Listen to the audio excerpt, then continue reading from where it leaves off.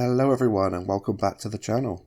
I'm Robbie Rhino, and in today's video I have 4 replays for you in the M47 Iron Arnie, which is the brand new tier 10 American premium medium tank that you can get with the Holiday Ops 2022 inside World of Tanks console. You can either buy this tank or grind to get points to get a 30% or a 60% discount on this vehicle. But before we get into the main subject of today's video, I'd firstly like to say thank you so much to everyone for their patience whilst I was taking a little break from making content. I had a vacation, and unfortunately in the last week or so I've also become a little bit unwell with a chest infection, so I've taken a couple of extra days off to get some gameplay sessions in and also to recover, and I'm back making content, and I will have videos available for you every week throughout the rest of the year, barring anything else going wrong.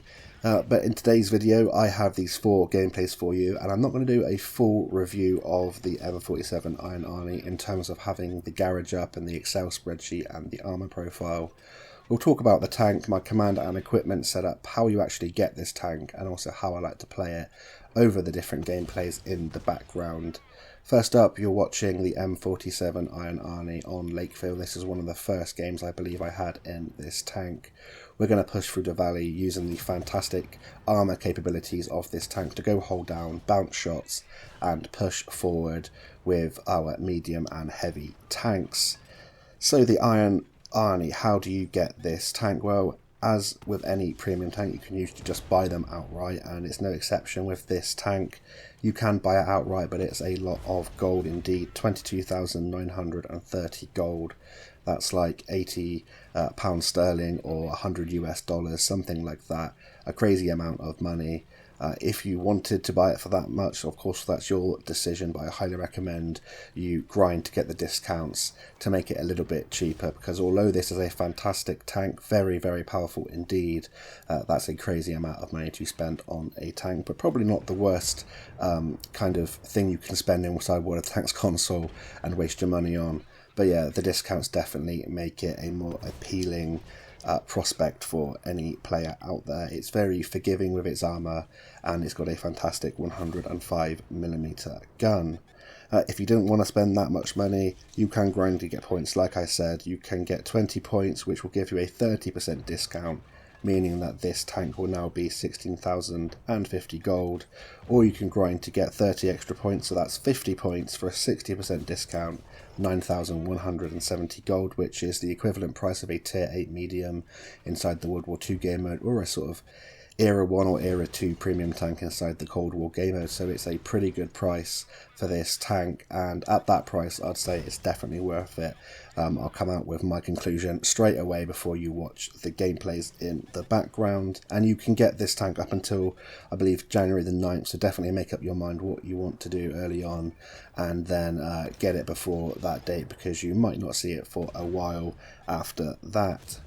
Before we get talking about the stats of the M47 Iron Arnie, I'd just like to say all of these gameplays are time-stamped, and I'm pretty sure a lot of you have seen the reviews of from the other community contributors inside WoT Tanks console, and I completely understand if you wanted to skip forwards for the different games. They do get progressively better in terms of damage and assistant damage output, and how much we block and how well I play, in my opinion. So I've timestamped all of the games. You can skip forward different parts of the replays. I completely understand if you want to do that. However, I will go over talking points of the tank and how I like to play it and my thoughts on the different aspects, whilst we talk about the stats and compare it to some of the other tier 10 pattern variants inside World of Tanks console. So to start with, let's talk about the hit points. 2,100 hit points, which is a pretty good amount for a medium tank at tier 10, and 410 meters view range. This means that you don't have to use the advanced optics and the situational awareness in conjunction. You can drop one of them, use vents, and you'll still have a pretty good view range, and that sort of setup process is up to you, and I'll talk you through what mine is in just a little bit. But in that game we picked up the high caliber, finishing the MVP slot. We blocked 3.6k damage and picked up 5.7k direct damage, so not a bad result there. And now we're watching the second game. And like I said, they do get progressively better, so stick around, watch them, and see the different kinds of positions I'm picking up in this tank as we talk through the rest of the stats of the M47 Iron Arnie.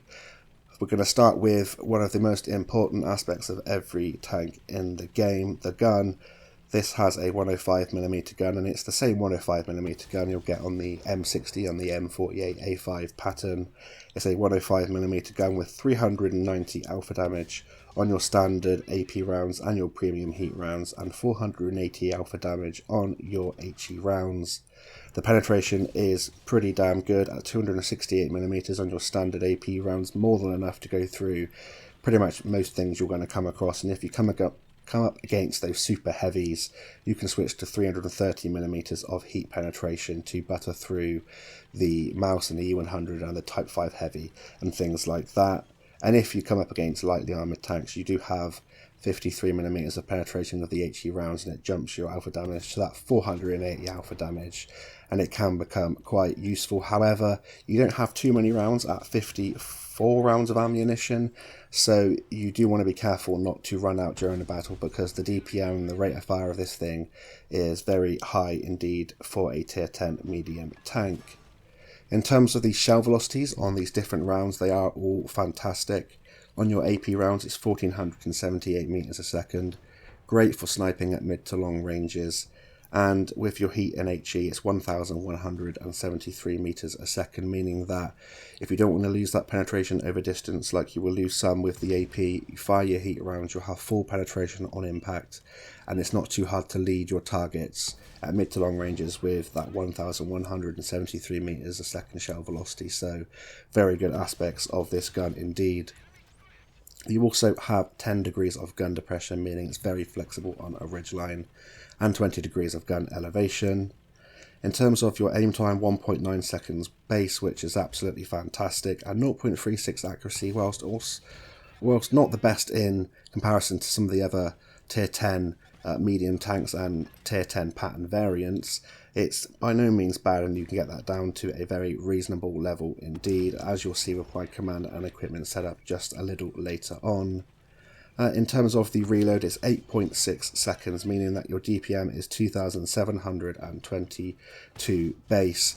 Not one of the absolute best DPMs at tier 10, but it's up towards the top levels, and it will definitely absolutely shred through tier 8s and 9s, and even shred through tier 10s if you manage to keep them in place and they don't have a very good repair speed.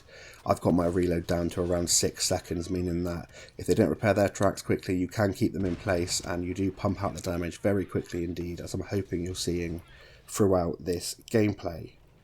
How about the mobility of this tank? Well, to be expected, it's slightly slower than something like the M60 due to the fact that it has all of the extra spaced armour over this tank.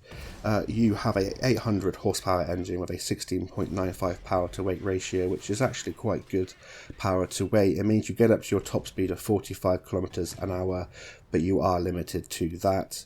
18 kilometers an hour in reverse, and your traverse speeds are 36 degrees a second on your hull and on your turret, so it's not bad mobility for a tank that has the armour that this tank has.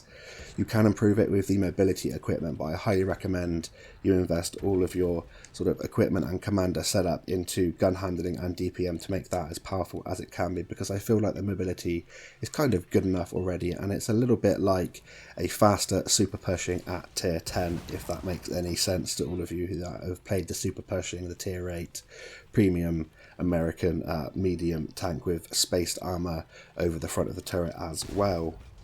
In terms of its hull traverse, 36 degrees a second, although it's not fantastic, if you combine it with the turret traverse, which you can improve with gun handling skills, you can keep your gun around and your armour around to your opponents as best as possible, so I don't feel like it's any need to improve it anymore, but the gun handling skills will improve your turret traverse above 40 degrees a second, so that's not really a problem.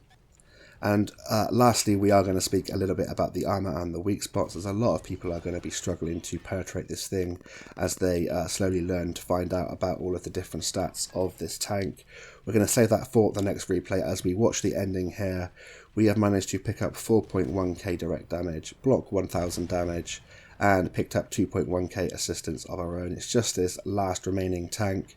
You can see here that the mobility isn't actually that bad. We're a lot faster than some of the other medium tanks and a lot faster than the heavy tanks at getting into the position with that 45 kilometers an hour top speed and nice power to weight.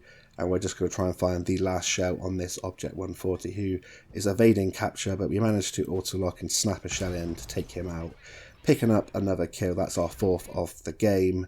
Thankfully, those ribbons are back to help me figure that out. We finish in the MVP slot, again with 4 kills, 4.1k direct damage, the sniper medal, 2.1k assistance, 1406 base experience points, and that's only a 2nd class, showing you just how well people are playing this tank. Next up, we are on Prokhorovka, a fantastic map for getting assistance and for sitting hold down on the mid-ridge. We're going to go there, use our pretty nice view range to spot out. I use the combat rations to improve the DPM and the spotting capabilities of this tank, and I'll tell you what my final stats are in just a little bit. But we're going to go to the mid-ridge, see if we can get some early shots on light tanks and medium tanks that are cresting the ridge, and trying to bounce shots off of our turret and giving the enemies the slimmest possible shot of our tank here as we try and pick up a nice combined damage game here on Prokhorovka. So we're going to talk about the armour now just a little bit, and the spaced armour in particular. Over the mantlet you have 330mm of spaced protection over a mantlet which is already 215mm thick. So if you're just looking at this tank and it's not using its gun depression, you need like 570mm to even go through the mantlet. Just don't shoot the mantlet on this thing, it is not worth it. It is incredibly thick and very well protected. Over the sides of the turret it's 65mm of spaced shielded armour, and the sides of the turret range from 63 to 65mm of base thickness on the armour. So as it's angled and sloped backwards, you can see that that does become incredibly well protected, and it means it auto ricochets quite a lot of shells, and all of this spaced armour is fantastic against HE and heat. HE, unless it's a large caliber gun, will do minuscule amounts of damage, and heat rounds will most likely be absorbed unless you get an incredibly high penetration roll. So this thing is incredibly good at protecting against heat ammunition. People that like to gold sling at its turret, you will be laughing as you rack up the damage block and also absorbing the shells from your opponents. In terms of the lower plate and the upper plate, 65mm of space shielded spaced armour over the upper plate, which is already 101mm thick, and you also have a 65mm spaced armour shield over the lower plate, and that is already 76mm of base armour thickness on the lower plate. So already you're seeing how strong this can be even on the lower plate if people are shooting through parts where that is spaced armour. In terms of the side skirts on the side of the tank, they're 30mm of spaced armour, and that's over 76mm of side armour for the front 2/3 of the tank and 50mm of side armour for the rear third of the tank. Very good at side scraping. It can absorb a lot of rounds and bait people into shooting your tracks, and you should be picking up that lovely juicy damage blocked and damage assistance as we're seeing here on Prokhorovka in the gameplay. So what are the actual weak spots of this tank then if you are facing the M47 Iron Arnie? Well, from the front you have a cupola which you can shoot towards the top left as you're looking at this tank. That is only 130mm to go through. You can also shoot the turret ring of the M47 Iron Arnie if it is not using any of its gun depression, and that's 130mm of thickness, and you need 130mm of penetration to go through that. So that is a good chance to go through that. Sometimes shells can ricochet off the underside of the mantlet and go down into the turret ring, which can be a nice win for you if you're shooting this thing. There are two triangles of 76mm of armour to the top left and top right of the hull, and you need 124mm of penetration to go through them. And with the lower plate, the bottom left and the bottom right of the lower plate are the best chances to go through. You need around 110mm to go through the bottom left and bottom right of the lower plate, and that's incredibly useful for some of the tier 8s that have pretty bad penetration, but most tier 9 and tier 10 tanks will be able to go through the lower plate. It's just the upper plate and the turret which is the main problem, and in that case you do have to shoot for the weak spots on the hull like I've just explained, or you have to go for the cupola, the turret ring, or try and get round to the side and rear of this tank. So when you're side scraping, you can go through the drive wheel, or when this thing is side scraping I should say, you can go through the drive wheel of this tank with around 176mm of penetration, and if you're a little bit taller than this tank you can get shots onto the engine deck, and you need around 170mm of penetration to go through that. But that's only if you're slightly higher than the M47 Iron Arnie. Don't be baited into shooting the spaced armour on the side or the manlet. You do have to find those weak spots or try and get around to the sides and rear of this tank and go through places where there aren't any spaced armour. Like I said, he is a bad ammunition selection for shooting against this tank. AP rounds and APCR rounds will do much better at going through the spaced armour if you have higher penetration values. So that's it for the armour of the M47 Iron Arnie. What commander and equipment setup do I run on this tank? Well, in terms of my equipment, I run gun stabilizer, improved ventilation, and advanced loader. And in terms of my commander skills, I run Sixth Sense, Born Leader, Rapid Loading, Steady Aim, Rapid Aim, Snapshot, Run and Gun, Track Mechanic, and Situational Awareness.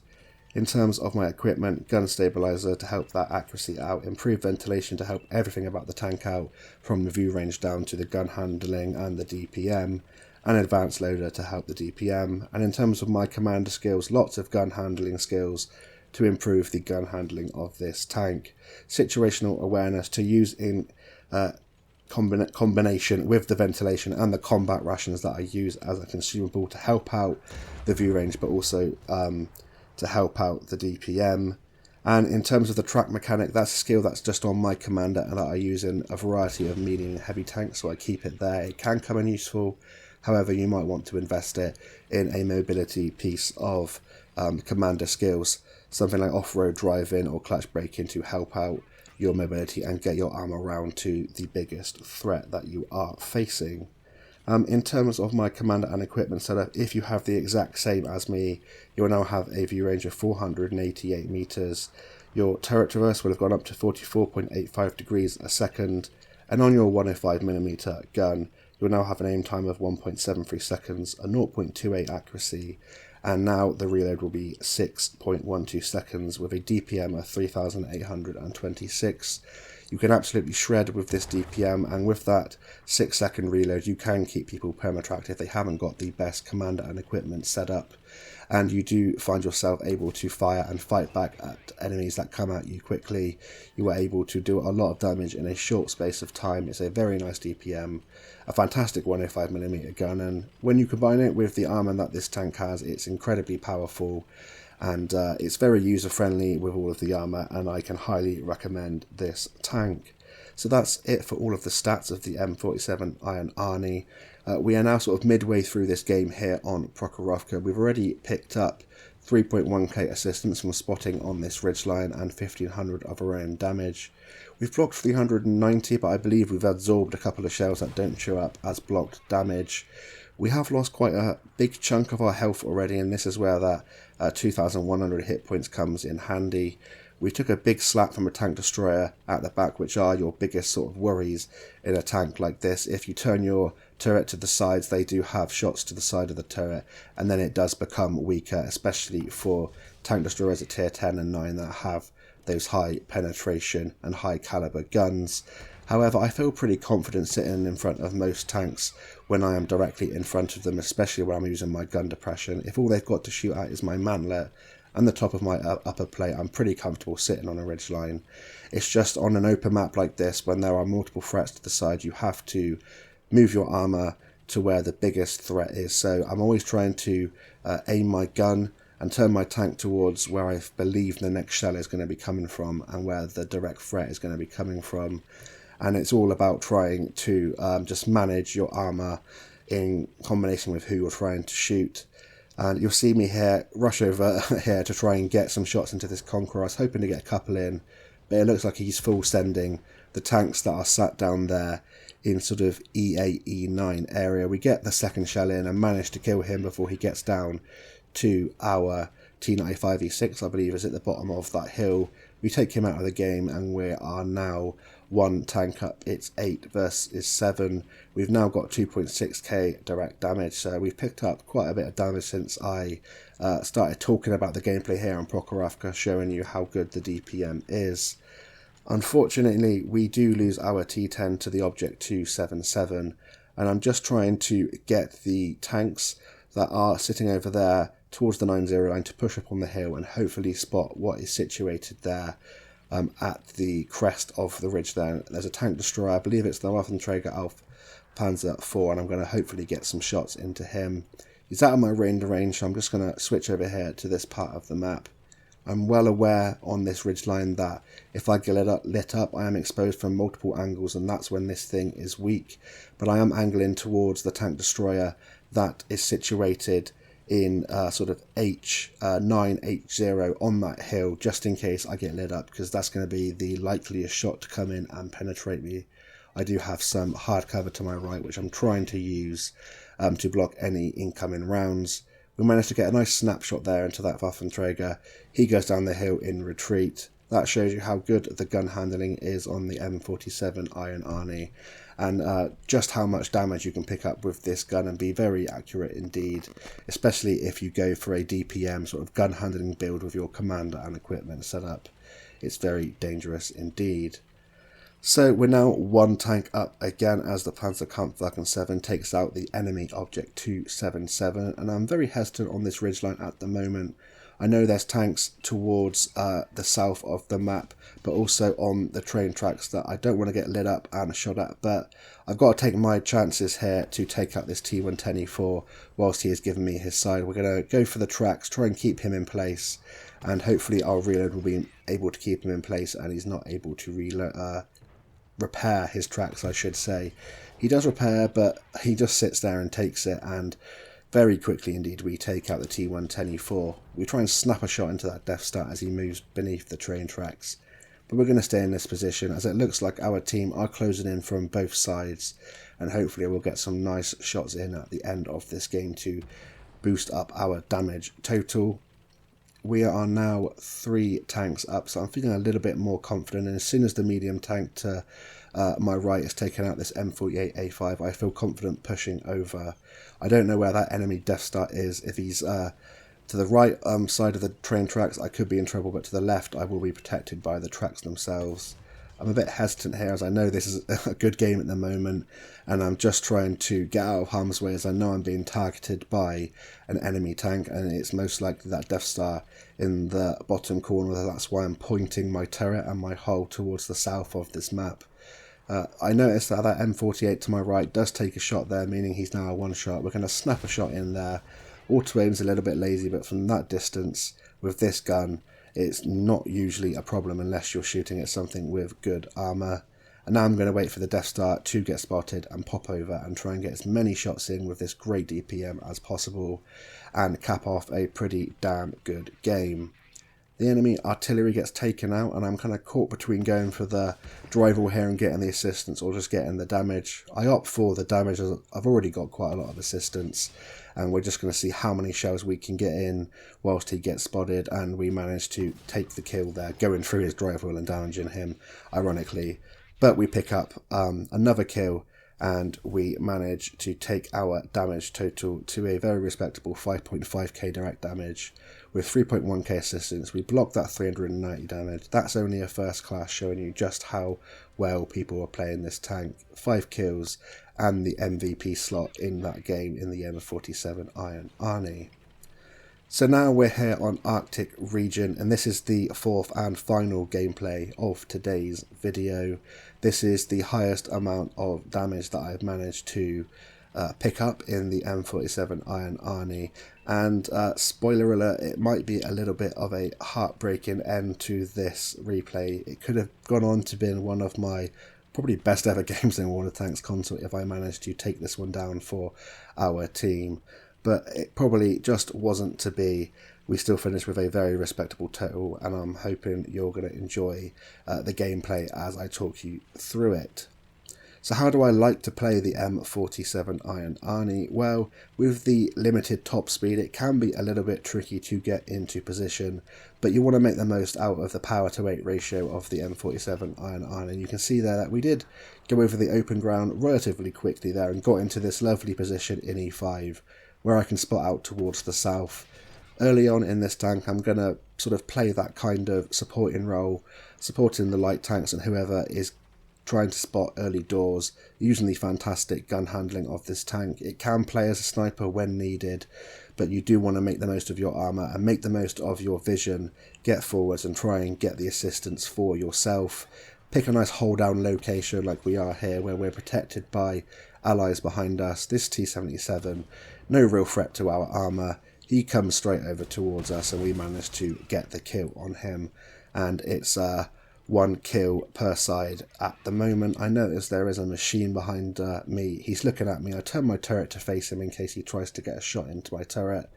He sees that we have detected him aiming at us, and he backs away, so I'm going to push forward, use the hard cover to my right, and push up and try and get some more vision and some more shots at tanks that are sitting here in the south. I shoot there right through the middle of that Scorpion. I swear that was a ghost shell. You can stop that and rewind if you want. I believe I should have 1 more damaging shot than I should have this game. That was a bit weird, but we do get a nice blind shot there into the Scorpion as he sat in the same position.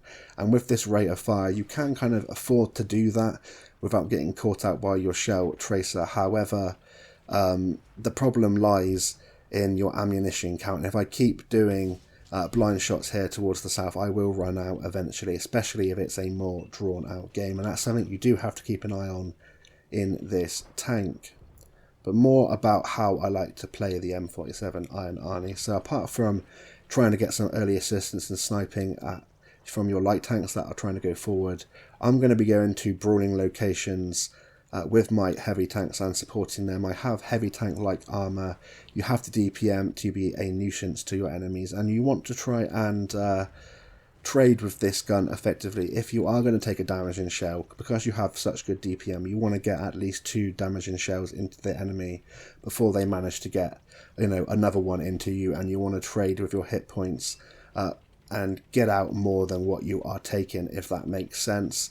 You can support your heavy tanks very well with this tank. You want to side scrape where possible, aim the thickest part of your armour, which is your upper hull and the front of your turret, to your opponents at all times, and to the biggest threat with the most penetration and the highest caliber gun. You don't want to be afraid of artillery one-shotting you anymore because of the changes, and I'll be doing a video about all of the changes to artillery at some point.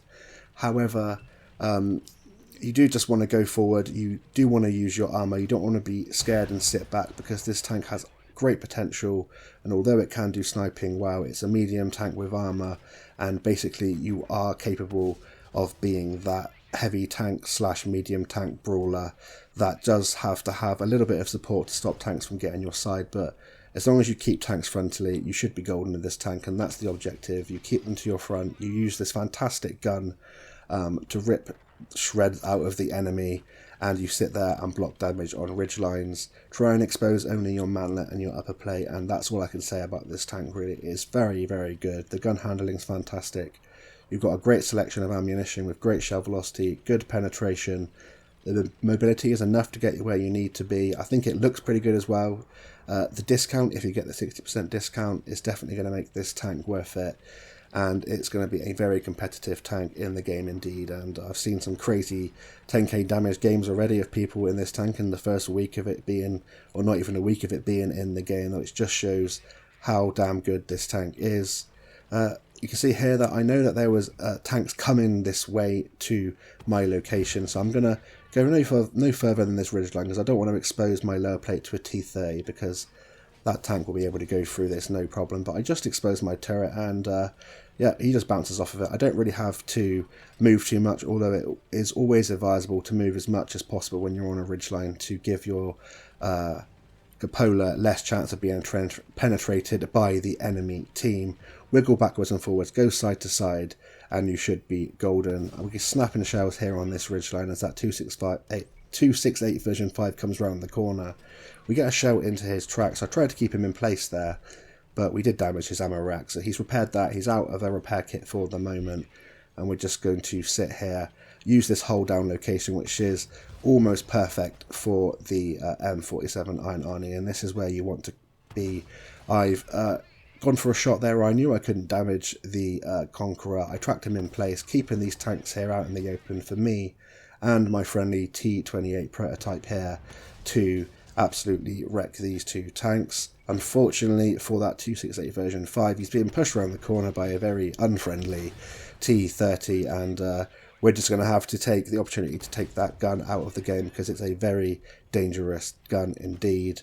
I'm being flanked now from two different locations. We managed to go through the AMX M445 straight from the front using the heat rounds. We're going to take him out, and now we're going to try and take out the Scorpion. He gets taken out. I am being pushed from behind. My engine is knocked out, and I'm going to try and turn around and face hug this M48A2 120mm, but unfortunately for me, I am stuck with my rear towards him. He's shooting down onto my upper hull, which is what he should have done, and unfortunately we do get taken out of this game earlier than I would have liked. We could have gone on to do a lot more damage in this game and pick up an even better result for this tank. You can see a lot of our tanks are sat back here towards the base. They're pushing and shoving each other.